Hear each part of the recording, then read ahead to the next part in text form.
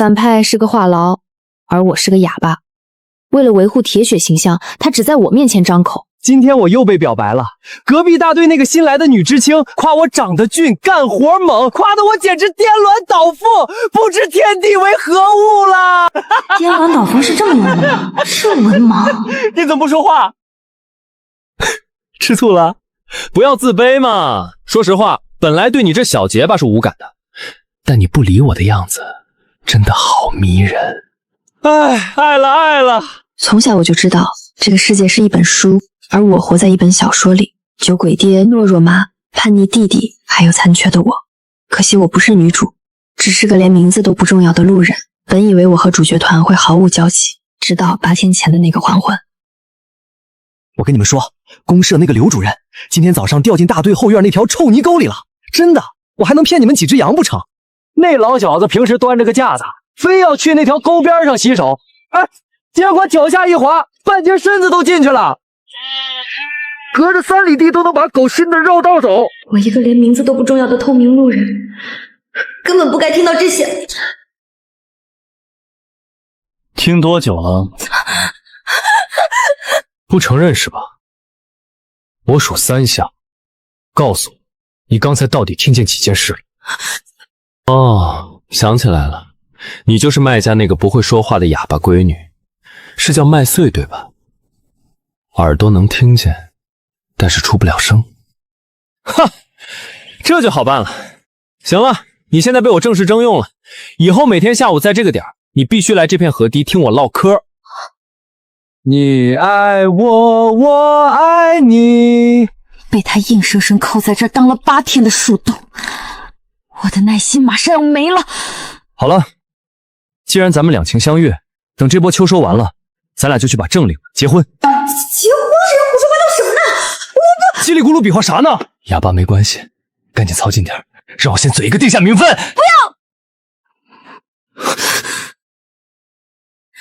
要！那個，你剛才是出聲了嗎？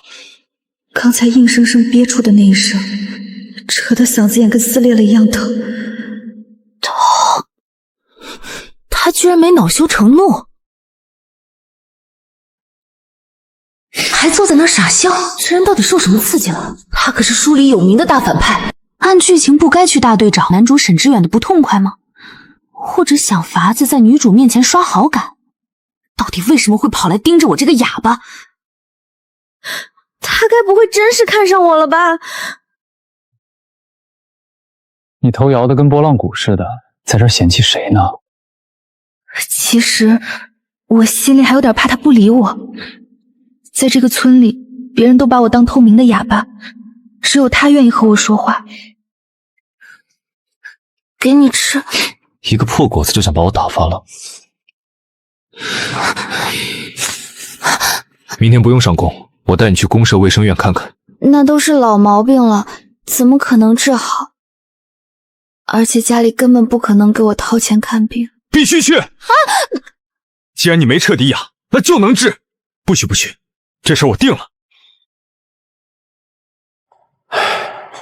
声帶受過傷，引發了慢性炎症，再加上心裡有結，這病根扎得太深了，難治。自從10歲那場高燒之後，我早就習慣了這種感覺。沒人會把一個啞巴當回事的。什麼叫好不了了？什麼叫難治？發音怎麼就治不好了？你給個準話，再難找的藥我也能給他弄來。他們到底在吵什麼呢？你先去外頭那棵大槐樹下坐着等我。他們在裡面待了那麼久，到底在說什麼啊？麥穗，你怎麼在衛生院？受傷了嗎？我雖然和他做了18年的鄰居，但之前他都沒正眼看過我，怎麼今天突然來關心我了？來看嗓子？誰帶你來的？你家裡不可能花錢帶你來看醫生，是不是成野那個不務正業的二流子帶你來的？你父母不管你，你也得自愛。麥穗，你那嗓子都多少年了，大夫早說了治不好吧？你得多為以後的生活做打算，別跟着那些不三不四的人混。他那種人，給不了你好日子。關你什麼事兒？你带他看过大夫？这治不好的說法是你親耳听醫生說的。你少在這裡自以為是，讀過幾天書就不知道自己姓什麼了，少管別人的閒事。哼，我只是好心勸他認清現實，免得被你坑了。老子能不能供得起，輪不到你在這兒說話。老子有的是辦法治。你看他幹什麼？怎麼連我也凶？跟我在一起的時候跟個巨嘴葫蘆似的，半天憋不出一句话。沈之遠這小白臉跟你搭句話，你倒把頭抬得挺高。別在這動手惹出亂子。行，捨不得更生是吧？要麼你現在自己張嘴讓他滾，要麼我今天非得把這小白臉削一頓。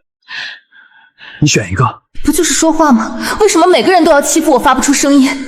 沈之遠，滾！不知好歹。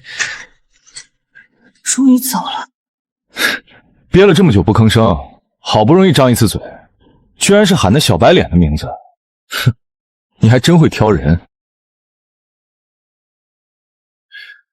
不過，最後那個滚字說的是真痛快，記住了，以後你這好不容易找回來的嗓子，留着對付我就行了。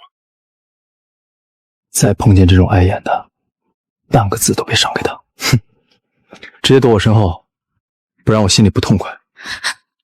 聽見沒？这人变臉簡直比翻書還快。大夫剛才到底怎麼說？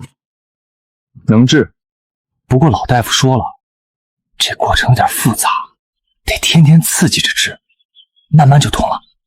過程有點複雜。村口集市擺攤的張阿姨，她老公知道村口雜貨鋪李叔跟她是老熟人，常來往的事兒了。你猜他是怎麼知道的？你先開口，隨便猜，猜對了我也告訴你我的一個小秘密。你猜嘛，猜對了就算你開口練嗓子了，不猜不給下車。你說的，這家伙可是個惹事精，告密這種事兒他最樂意做。哎呦，不愧是我認定的寶貝，猜得這麼準！快，這下必須讓我報一個，當做開口獎賞。滾！哈哈哈哈哈哈！其實我知道，他這是在逼我多開口。每一次鬥嘴發火，他都在開心，我又多說了幾個字。從今天開始，這藥你必須按時吃，1天3次。這藥一帶回家，估計就被我爹拿去換燒酒了，哪裡還輪得到我吃？會被發現的。誰敢動老子買的東西？行，知道你那個家不是人待的地方，回去肯定保不住是吧？我來幫你保存。從今天開始，這兒就是你的根據地。你需要喝藥的時候，就來敲我的門。我不僅管藥，我還管飯，管你複習，聽見沒有？謝你。不用謝，謝什麼謝？提前疼自己媳婦兒，那是好男人的本分。這家伙真是3天不打上房揭瓦。豁出去了，就不信治不好你這悶葫蘆。來，別光正眼，張大啊，或者學大白鵝叫喚也行。嘎！這也太丟人了。哦，行，能出長聲就行。既然簡單的音節都通了，咱們趁熱打鐵，來點連貫的詞。看着我的嘴型，跟着我念。我，你，歡你。这臭无赖剛才絞盡腦汁領着我念的，到底是什麼混詞？怎麼停了？剛才那句話，你再連起來說一遍聽聽。你別過來！回家也別忘了要按點喝藥，知道嗎？要是不想每天被我逼着說話，就按時來找我報到。喲，還知道認自家大門啊？今天不用去國台打轉了，底子早被你弟刮乾淨了。你今天去衛生院了是不是？你那嗓子早廢了，別想着再花錢去折騰，少動不該動的心思。這幾句今天要是念不順，這烤紅薯就全歸我了。横眸冷對千夫指，俯首甘為孺子牛。还行，算你过关了。赶紧趁热吃，吃完了赶紧趁天黑前回家，免得你那个酒鬼爹又没事找事消停。在这个村子里，这间热乎的屋子成了我唯一能喘口气的地方。可这点热乎气，连一炷香都没撑过，就被家里徹底浇乾淨了。大寶，媽特意給你留的油水，快多吃點長身體。好嘞。媽，你快看，啞巴還有錢買新玩具。那是程野特意去經銷社排隊給我買的。你什麼時候買的？身上哪來的錢？大壯，你急啥呀？他平時在村小幫着代課呢，興許是攢了點錢自個兒買的唄。正常個屁！家裡都揭不開鍋了，老子在外面欠了王滿倉一屁股的債沒法還，他有錢不拿出來孝敬老子，居然去換了這沒用的廢鐵！你一個半天憋不出一句話的啞巴！哼，就算考了那什麼破大學有個什麼用？有哪家正經單位會要你？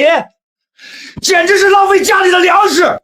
這支鋼筆我明天拿去大隊退了，哼，給老子換2瓶酒錢。至於你，趁早給我退了那個1個月沒2文錢的代課，不許再念書。明天直接去城南的化肥廠下苦力幹活，進了廠拿現錢，津貼全寄回來給你弟。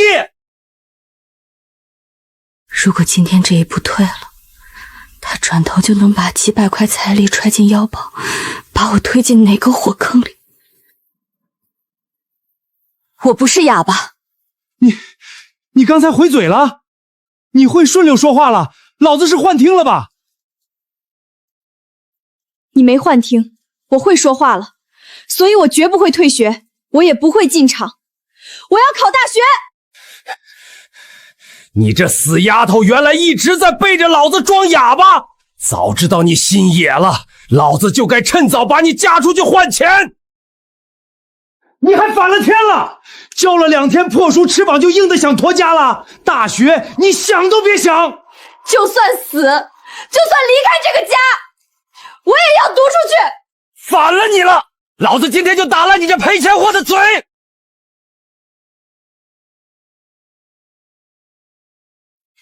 麥大壯，打閨女耍威風先等會兒，你欠我們老大的那500塊該還了。今天是拿錢平賬，還是重新立個抵押字據啊？金哥，金兄弟，外頭冷，您快坐。錢我指定還，您再寬限寬限，我這就給老大按個紅手印當定心丸。得了吧，光按個按手印能當飯吃？老大今天有話交代了，之前的糊塗賬不算，今天必須白紙黑字重新立下字據。本金500，月息5分，寫得明明白白，一個字兒都不能差。金哥，我這大老粗年又不是不知道，斗大的字兒我也寫不出幾個，我哪會立這些條條框框啊？這是讀書人家，裝什麼不識字啊？我剛才在院子裡可聽得真真切切的，你這大閨女聲音洪亮得很。不是還要考大學呢嗎？讓她先給我寫。死丫頭，在那裝什麼死聾子？沒聽見金哥吩咐嗎？趕緊去屋裡，把你平時教書的紙筆拿出來。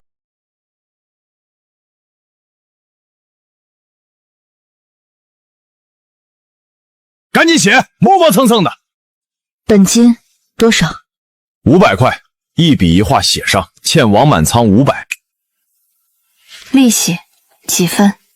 月息5分。怎麼，你還想替你爹還錢不成？誰借的？誰按印？行了，麥大壯，你最好機靈點，3天內交不出來錢憑賬，就不是寫條子的事兒了。你這破筆還挺值錢，哼，筆尖都是鋁的。還給我！老子都要被逼死了，你還惦記寫字？正好拿着鐵疙瘩去大隊，換2瓶酒压壓驚。那是程野送我的第一支笔，忍住，小不忍则亂大謀，絕不能暴露留了借条底单的事。總有一天，他會付出代價的。怎麼又成锯了嘴的葫蘆了？我可聽說了，你昨晚在家裡大顯神威，衝着你爹吼出聲來了，字正腔圓吶。怎麼今天到我這兒又打算当回啞巴鵪鶉了？嘿，我還治不了你了。大夫怎麼交代的？好不容易開了這口子，必須得天天練肌肉記憶。昨晚那叫被逼急了，狗急跳牆。怎麼，今天危机過了，你又想缩进壳裡？想要你就堂堂正正给我開槍罵人，平時不練出氣勢來，以後出去也是被人欺負的份兒。程野，你無理取鬧，還給我。等等，我送你的新筆呢，你這用的什麼破爛玩意儿，還漏一手水？少給我裝啞巴！是不是被你那爹搶走賣了？你平時跟我挺能瞪眼的，怎麼遇上卖大众，你就成了个任人捏扁搓圆的軟泡子了？就這種破玩意兒，你還指望能寫出什麼好前程？你連自己的東西都顧不住，你考個什麼大學？我的事兒不用你管，你給我放下！只要有筆，我就能接着做題。我不放，想要你就追回来。把筆還我！动手动腳的像什麼樣子？連脾氣都沒有，來追啊！追上，如果能罵贏我，今天就把筆還你。新筆被麥大壯搶，舊筆又被他搶走。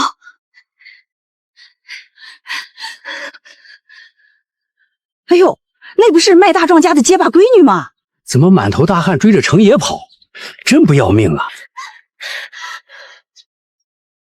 我說麥老師，你倒是吭個長氣聲抗議一下呀！光這麼跑能頂什麼用？遇事就掉眼淚，活該你連支筆都保不住。程野，哎，叫魂吶，叫我也沒用，除非你今天把怨氣全給我倒出來。你個混蛋！你以為我願意受欺負嗎？他們全家吃我的，喝我的，算計我。你天天不幹正事兒，不去說他們，反而跑來搶我的筆。你當你是誰？我不用你管。把筆還給我，聽到沒有？你別踩我了，你別再惹我了。我的娘嘞，這丫頭那不是啞巴嗎？這罵起人來比廣播帶播音員還透亮啊！祖宗，你是我親祖宗行了吧？我服了，我徹底服了。你可算是把這口惡氣吐乾淨了。你怎麼？這是昨天被爹拿去換酒的新鋼筆。什麼我怎麼的？昨天麥大壯一進村頭小賣部，我就在後頭盯着呢，就知道他沒好事兒。他前腳剛把這玩意兒抵了，我後腳就直接贖回來了。拿着，以後誰再敢搶你讀書的東西，你就拿剛才罵我這股勁兒，直接朝他臉上罵回去。朝他臉上罵回去？這丫頭可算能利索說話了。都散了吧，大夥兒！我今天把話丟這兒，誰以後再說麥家大丫頭是個小啞巴，我程野第一個去掀了他家的飯桌。謝謝。孫兒啊，大丫頭，既然病好了能出聲了，就趕緊跟我回家洗手吃飯，快點兒！咱家今天可是來大貴客了。滿倉兄弟啊，你看這事兒不就結了嗎？這500塊的手印可是按了的，現在轉成彩禮，那就是親上加親的好事兒了。賬可以不要了，紅紙我放這兒了，人今晚我就得帶走。如果是昨天之前，我或許只能絕望的流淚比劃，但是今天我的嗓子徹底通了，我不嫁。麥大壯，你不是說他是個啞巴嗎？這怎麼口齒清清楚楚的？死丫頭片子，你插什麼嘴？大人的事兒，什麼時候輪到你這賠錢貨來說話了？彩禮老子已經認下了，你就算說出花來，今晚也得出這個門兒。爹，那借條是你在上面按的紅手印，誰的債誰去還。我岁岁有手有腳，我是個活人，不是抵債的物件。你翻了天了！老子養你这麼大，讓你還個債，你還敢頂嘴？在這個家裡，你就得聽老子的。我以為只要能開口說話，就能大聲講理。原來，在你沒本事、沒底氣的時候，就算喊破天都沒用。既然跟他們講不通道理，我必須自己想辦法。滿倉兄弟，見笑見笑。丫頭脾氣倔，一會兒捆了給你送去。這就是他們逼婚的鐵證。這個吃人的家，我1秒鐘也待不下去了。我要去找他，只有他能幫我。麦穗，大冷天的，怎麼大半夜跑出来了？是不是麦大壮又对你动手了？救我！走，我陪你回那屋，把这破局給掀了。好了，他能跑出這個村去？大壯啊，不是我說，姑娘家的，早晚都是人家飯桌上的一口菜。那500，你們家10輩也還不清。滿倉願意收他消災，那是他的福分。就是，為人子女，替爹媽消災分憂，那是天經地義的事兒。再說了，王滿倉不比待客強。叔公說的是。這死丫頭就是念了2天破書，心給念野了，剛能張嘴說2句人話，哼，就不知道自己幾斤幾兩了。繼續說啊，我剛才在門外聽着挺熱鬧，拿人抵債的福分，怎麼幾位叔公不把自家孫女送過去想一想？程爺，你個小輩懂個什麼規矩？這是我們家的家事。我不懂規矩，我這人沒念過多少書，只懂誰欠債誰還錢，都買賣同責。乃穗，過來說話。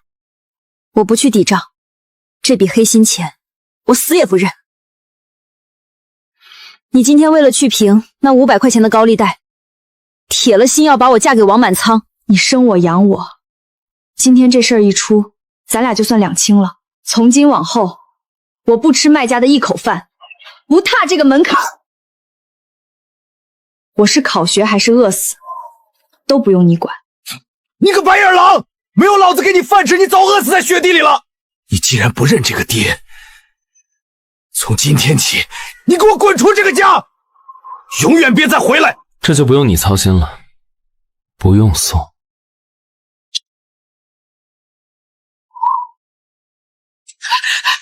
頭，穗兒，你等等！拿着，你爹是個混蛋，我這當後媽的沒本事護你，這是我在這家縫縫補補，從牙縫裡省下來的一點零錢，還有這對銀圈子，是你親媽當年留下的嫁妝，你拿去幹點正事兒，別怪媽啊，在外頭千萬護好自己。這是在那個冰窯一樣的家裡，感受到最微弱也最真實的溫度。這是我為這個家流的第一場，也是最後一場眼淚。哭完了，擦擦吧。哭完了就跟我走，不能搁這兒挨冻。你先蹲在牆角別動，這破窗縫子能塞進個成人的拳頭，冷風一吹，你連書都看不了。明天我就去大隊批條子，領點塑料布來重新全釘一遍。還有這個插銷，自己一個人在屋裡必須劃上鎖，不用擔心別的，你就安心在學校裡刷題。外頭那些碎嘴子，誰敢說一個字，我撕了他們的嘴。怎麼不說話？冻得又變回啞巴了。謝謝你。謝我就好好考，別在那些破事上浪費腦子。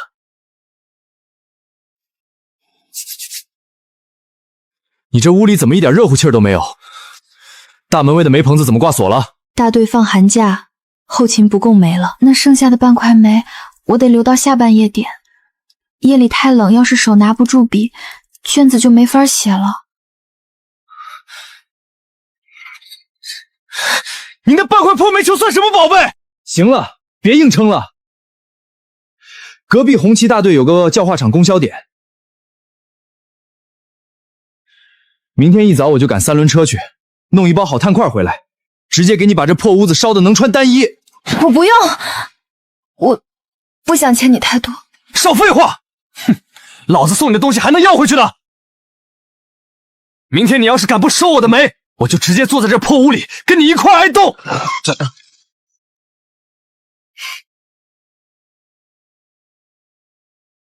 大雪下了3天3夜，出村的路徹底封死了，城也被困在紅旗大队，連個回音都沒法傳回來。要是現在就把剩下的半塊煤球燒了，到了夜風道觀的下半夜，手凍得僵死，那就連一道代數題都算不出來了。就這麼熬着吧，只要熬過這幾場大雪，只要挨到高考那一天，我就再也不用在這漏風的泥牆裡去斤斤計較這半塊煤球了。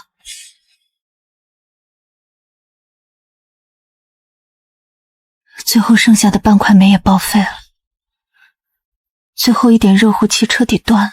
這是我逃出那座四合院後，自己一個人過的第1個年，沒有餃子也沒有說話的人。真冷啊！如果那天沒從窗戶翻出來，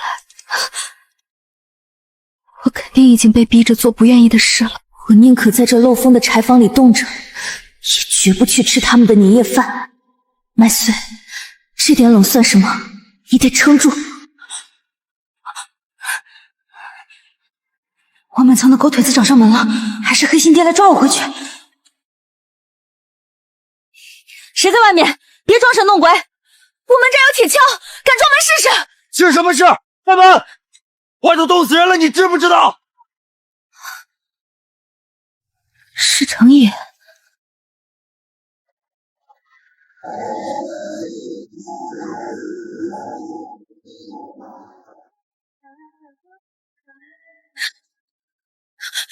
你怎麼大半夜的？這大雪天的，你怎麼回來的？老子走回來的。那破雪把山路封了，馬車和那車炭全陷在紅旗大隊的半道上，拉不回来。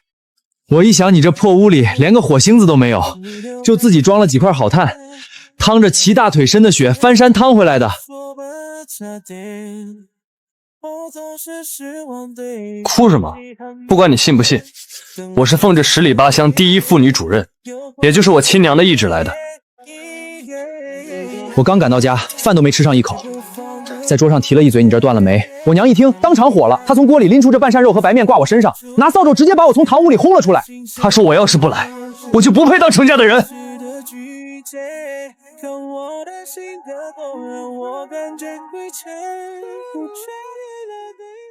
我跟你說，我這剁馅的手艺是我们新兵连头把交椅，等會兒包出來的餃子，保準你吃了一個還想第二個。不知道為什麼，他一回來，我一直懸在半空的心就奇蹟般的落回了肚子裡。好吃吧？這大過年的，本該是你一家團圓的日子，你趟着這麼深的雪跑過來，就為了給我生個火，不後悔嗎？這酒不是給我自己倒的，我有個過命的戰友，小四川，他倒在邊境上的那晚，也是個下這麼大雪的年30前夜。從那年以後，每到除夕這鞭炮聲一響，我一個人待在熱鬧的家裡，就覺得心裡空落落的，怎麼都不對勁。總覺得他那份沒好好過完的年，我得連着替他過明白。所以你也別覺得欠了我天大的人情。與其說我是來給你生爐子作伴的，不如說我也是待不住，借着由頭來給自己找個清靜的地方，找個可以說話的人。你呢？老大夫說你那病根有一半在心裡頭，到底是個什麼樣的死結？你這回能說給我聽聽不？當年你發高燒那晚，到底誰裝死沒開那扇門？10歲那年深秋，我發了一場高燒，燒得快沒氣了。家裡沒人，我半夜實在熬不住，就爬到院牆的邊上，抓着門框喊救命。隔壁知青點的那2扇門，離我連5米都不到。那屋裡的燈亮到了半夜，窗戶紙上還映着人翻書的影子，他就坐在裡面，聽得清清楚楚。可直到天亮，那扇門也没開過一下。就因為這個，從那晚以後，我就說不出話了。以前那是木頭門栓插死了，門後頭的人裝聾作啞，跟你沒半毛錢關係。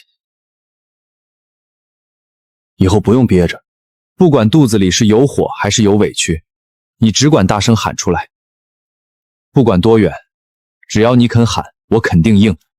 風雪再大，我也能聽見。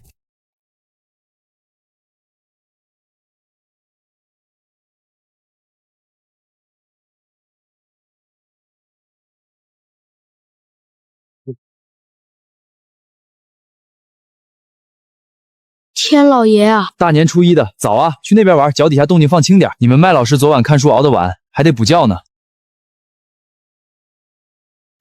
程叔，你咋端盆從麥老師屋裡出來了，還拿着人家的毛巾？怎麼，我端個盆不行啊？可我娘說，出門幫人倒水收拾这些零碎東西，爹事兒。瞎扯淡！外頭道上全是冰碴子，大冷天的，誰願出屋去打水遭嘴？我過來打個下手，跑跑腿。你們怎麼這麼多話？趕緊玩你們的去！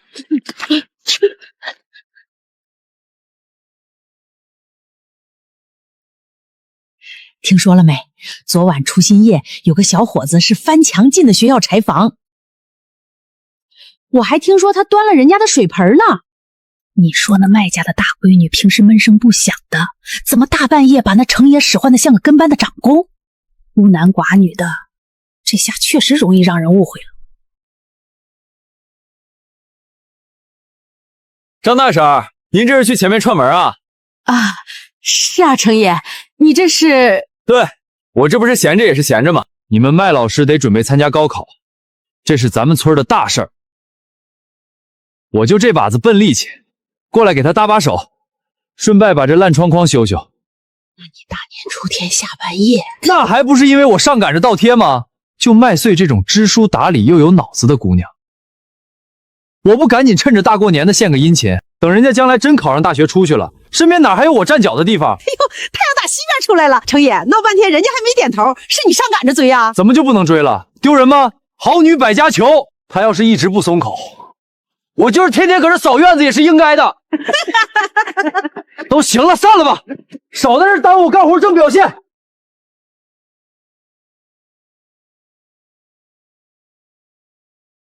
有他這句話在前頭，那些閒言碎語半點也穿不破這扇門。怎麼着啊，麥老師？從家裡跑出來，就真以為這賬賴掉了？父債女償，白紙黑字寫的明明白白。你爹就算死了，你今兒也得跟我去王家抵賬。那不是我签的字，我死也不會去。去不去可由不得你。王大哥吩咐了，今天就是拖，也得把你給拖回去。你敢动他一下試試？程爺，住手！行，程爺，你個地痞流氓有種！这紅字據可是合法的，我們每天都在這學校門口堵着，我看你能糊弄到什麼時候！我今晚就找幾個人去摸了王滿倉的地，直接廢了這幫不幹好事的。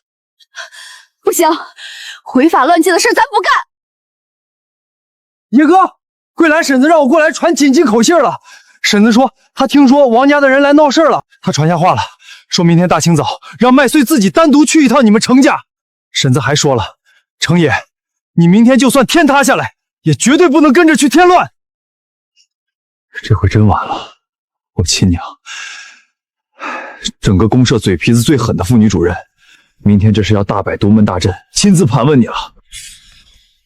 就是你，嬸子，是我，我叫麥穗，今天他沒跟着來。確實不能讓他跟着，他在我這難聽的話就出不了口了。這村裡人這幾天傳的閒話都快翻天了，你的底細我這2天全盤清楚了。第一，你有個在賭桌上能把命都輸進去的混賬爹，這叫門風不正。第二，你也甭跟我裝，村裡人全說你以前半個字也說不利索，這叫自身有傷。最後一點，大年29那天晚上，你是被你親爹一腳從家裡踢出來的，連過年的大门都不讓你挨一下。就你这种门风条件，甚至连家都没了的硬骨头丫头。既然门不当户不对，自己转头走就是了，这不丢人。这世道本就薄情。你觉得我们家那个整天不干正事儿，只知道惹是生非的混账小子，他配得上你吗？等等，什么？婶子？他配不上。这么好，这么硬气的大姑娘，就因为她死皮赖脸的馋，被村里嚼了1个正月的烂舌根，这叫糟蹋。您不是要让我离他远点，逼我走的？走什么走？进了我这院子，你还想往哪儿走？大年29，你爹为了那点高利贷让你抵债，你连家都不要了。那天雪飘那么紧，村里人都说你这没根基的丫头肯定承受不住。可你呢？你愣是多停1秒都没有。第2天顶着风头，硬生生扯着刚建好的嗓门子，给那些娃娃坚持上了半天的課。就冲你这股子倔劲儿，我那混账兒子打着灯笼都找不着第2个。这就是我这趟非要叫你来的原因。他既然招惹了你，以后在这个村，我赵桂兰就是你的顶梁柱。王满仓拿债压你的事儿，我亲自去趟这浑水，绝不让他脏了你以后考大学的手。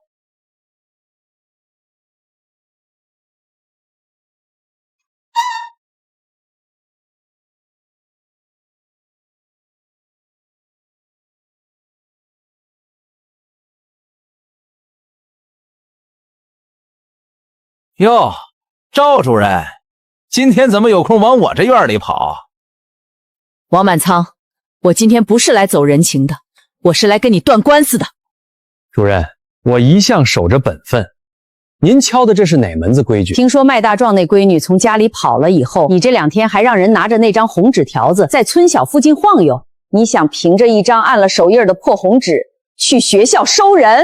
主任，父债女偿可是自古以来的礼，就算她从家里跑，这红纸白字在这搁着，我上门去要我的人，哪怕是公安局也挑不出大毛病。你这是揣着明白装糊涂来试探我。王满仓，你那500块的账，你去找麦大壮，我绝不插手。但你想拿字据去骚擾一個代課老師，那是痴人說夢。上頭剛下的文件，你看仔細了，在公社面前根本沒有父債女償這回事兒。只要你敢拿着這張紙踏進學校半步，那就是犯罪。趙主任，您這是仗着身份要硬生生插手斷我這筆債。現在正逢上頭抓得嚴，你非要往槍口上撞是不是？你信不信？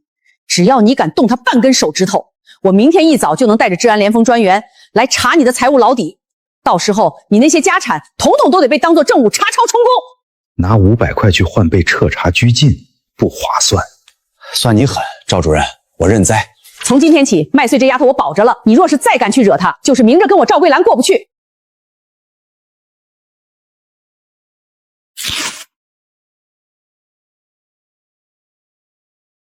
見識了吧？我娘那手段，王滿倉暫時是不敢輕舉妄動了。你怎麼了？危機度過了，能安心復習考大學了，怎麼還悶不作響的？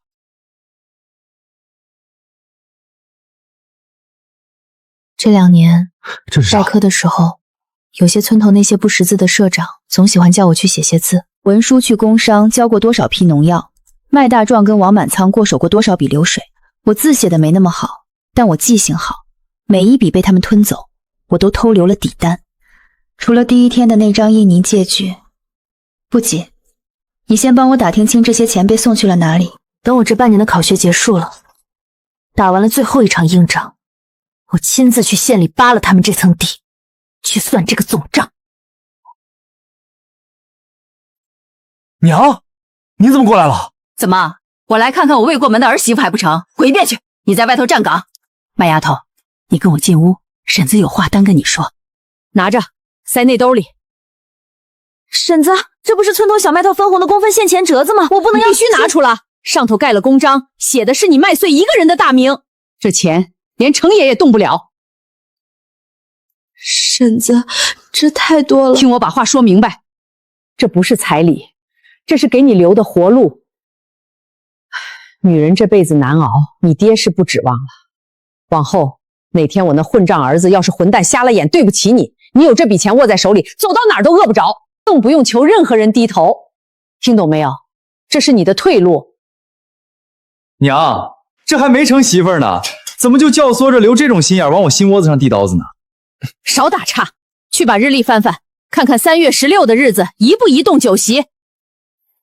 過了春暖，就是這丫頭安心大考的日子。先把這大事兒巧定了，剩下的時間她安心看書、考大學、拿學歷，家裡的事兒全倒做你的。收到，遵命。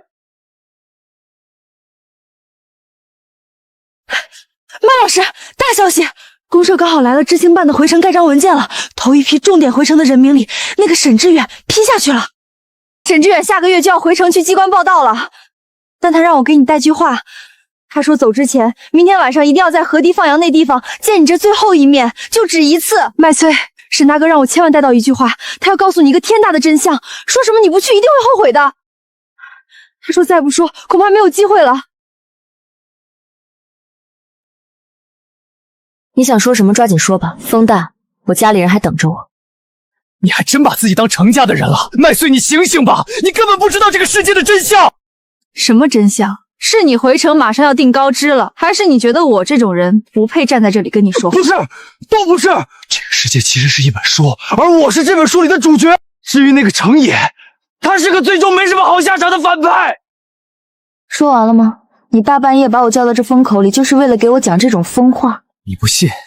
好，我給你證明。你10歲發高燒燒壞嗓子那晚，我其實就在隔壁屋裡。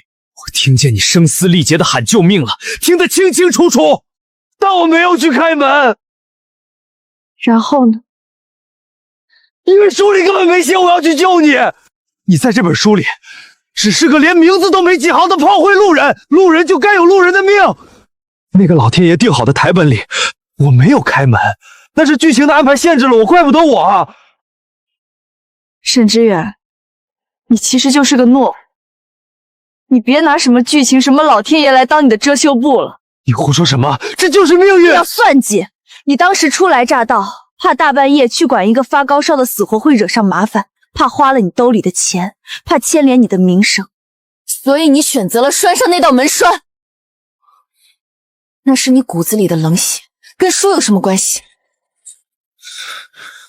難道你所謂的主角命就是靠見死不救換來的嗎？你以前連話都說不全的。是啊，我以前是個小啞巴，我現在不僅能說話，我還能看透你這副德行是為什麼。你回城的高枝攀不上了吧？場場千金沒看上你是不是？你在外頭碰了壁，成了個沒人理的笑話，所以才跑回我這個你看不上的炮灰面前，用什麼世界真相來找存在感？麥穗，你跟我走！既然全亂了，那我們重新來。如果我當時開了那扇門，如果我把生命掙扎的你抱去了醫院，你現在滿心滿眼向着他，會不會其實是我？不會，哪怕今天天塌下來，這句如果我也不接受。你聽我解釋，就差那一點。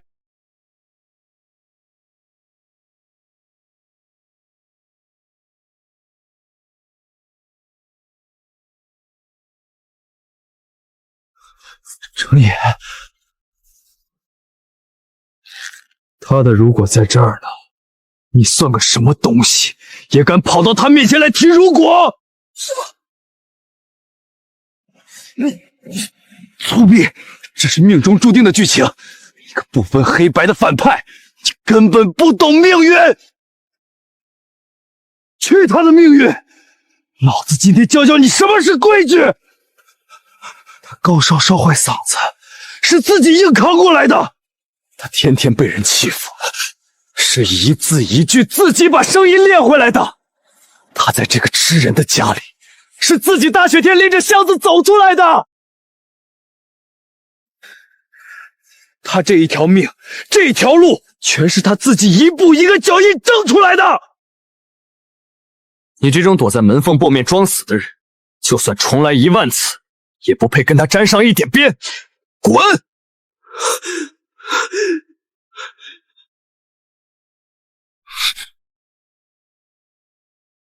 穿的什么破衣服？出来也不知道多围条围巾，脸都白了。你这丫头怎么还沾上动手动脚的毛病了？闭嘴，借我抱一会儿。抱完了说正事儿。王满仓和麦大壮在暗地里的勾当，我这段时间全盘查清了，人证也找到了，就等你一句话了。好，这事儿你不要出头，你的刀递到这儿就够了。你要自己去。这是我的家门旧账，我亲手送他们进去。你去把那些人证集中到大队部，我带着那本带血留下的死证据，亲自去趟镇上的公社专班。同志，我要報案，這是王滿倉倒賣集體化肥的賬單，還有他放高利貸的借條底單，金額很大，涉案人也多。姑娘，這要是立了案，後果你清楚嗎？清楚。這裡每一張字據都有我的筆跡和蓋印，我承擔全部責任。您開案單吧。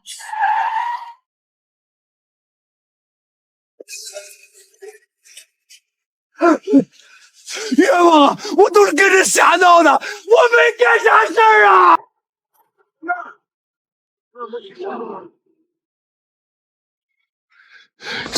是你這丫頭背地裡坑的老子我！你這個沒良心的白眼狼！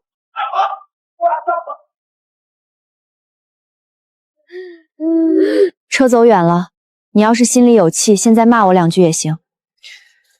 他自己走錯了道，怨不着別人，這下也算落個清淨。至少沒了外頭那些要命的爛賬，我們娘倆哪怕成天下地苦熬，夜裡也能睡個踏實覺了。大丫頭，你能開口說話，也有了主意，好好考你的大學吧。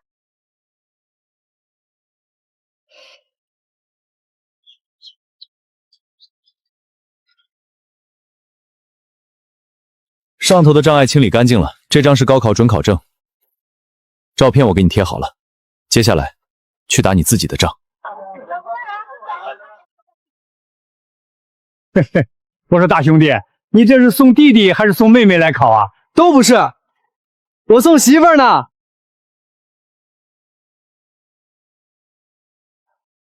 這3天起早貪黑、提心吊膽的活魔王，居然就這麼靠着滾燙的洪哲強。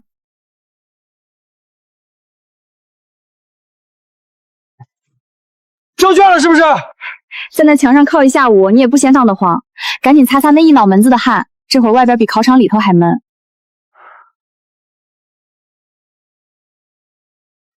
快喝2口壓壓暑氣，在裡頭熱懵了吧？最後那2道數學大題你寫滿沒？時間夠不夠用？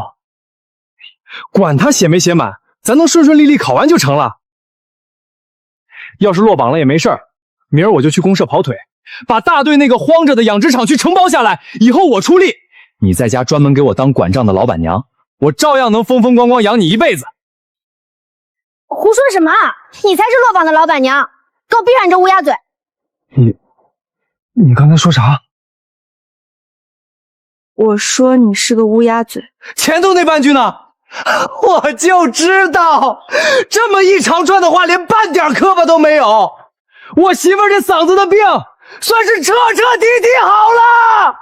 你小點聲，不嫌丟人呢。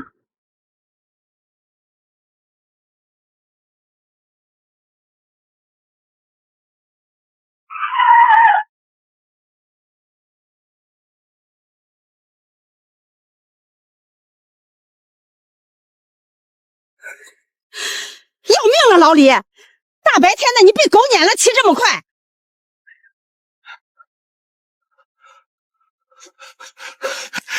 大喜事兒啊！天大的喜事兒！誰家的大喜事兒？看把你急的，連車把都捏不穩了。公社剛剛張貼的大紅榜，咱們村中了一個麥大壯家那個大閨女麥穗兒，榜上有名，被重點大學給錄取了。我的天爺，啞巴丫都成了全縣唯2的大學生了！瞎說什麼？人家現在嗓門亮着呢。哎呦，我早就看出那丫頭是有大出息的，當初怎麼沒早點去定親呢？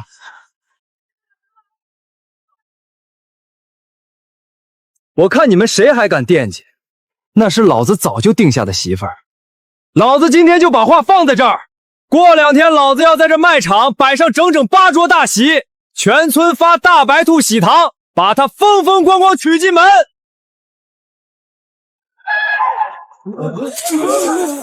你個不知道天高地厚的小崽子，在這大包大揽的吹什麼铺张浪費的牛皮！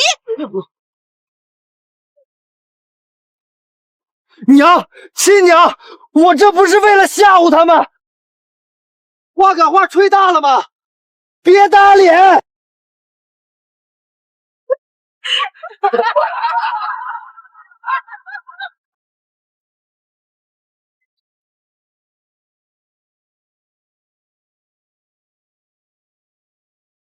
錄取通知書我都仔細看過了，學校在地區城裡，不算太遠，但也不近。去吧，見大世面去。你回不回來，老子都認。你在哪兒停下，我就把養殖場開到哪兒去。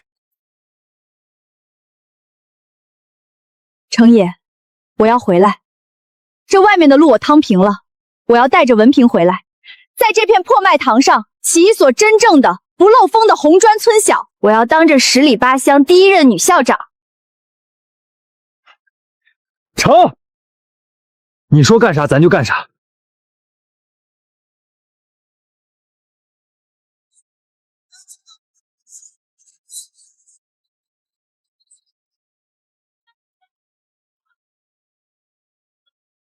大伙兒都認得我，以前在村裡都叫我啞巴麥。那時候甭說我自己，恐怕在場的不少長輩也都嘆氣，覺得我這輩子算是廢了。就算我不認命，又能折騰出個什麼名堂？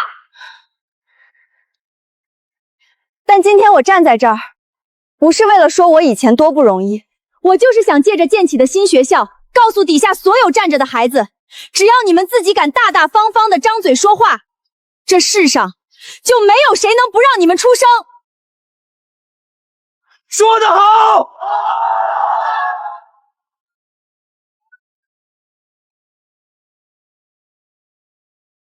不就是念了幾天大學，有什麼可顯擺的？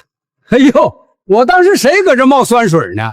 這不是當年那個眼睛長天的沈大知青嗎？哎呦，可不是他嘛！聽說回城後遇上了難處，之前的工作沒做了，相處的對象也分開了。怎麼，今天看村裡麥家的姑娘有了好發展，回村裡來看看啦？去，別搭理他。人家麥校長現在是頂梁柱，程爺也是包山頭的大能人。哼，你瞅瞅你自個兒這倒霉樣，起開，別當着沾喜氣，晦氣。哼。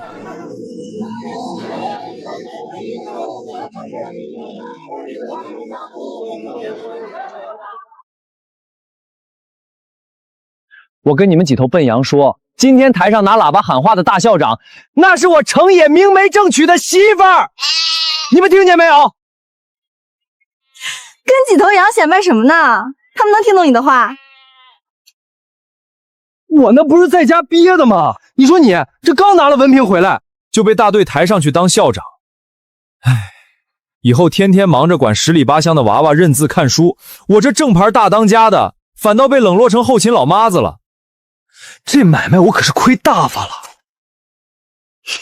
那怎麼着？程大老板現在後悔供我念書了？誰說我後悔了？我就是想告訴你，你在前頭風風光光的幹事業，我就在後頭給你掃一輩子院子，生一輩子火。只要你收工回了家，不嫌我話多，我就知足了。程爺，我不嫌你話多，我就是突然覺得，原來人這輩子最好的日子，一直都是有聲音的。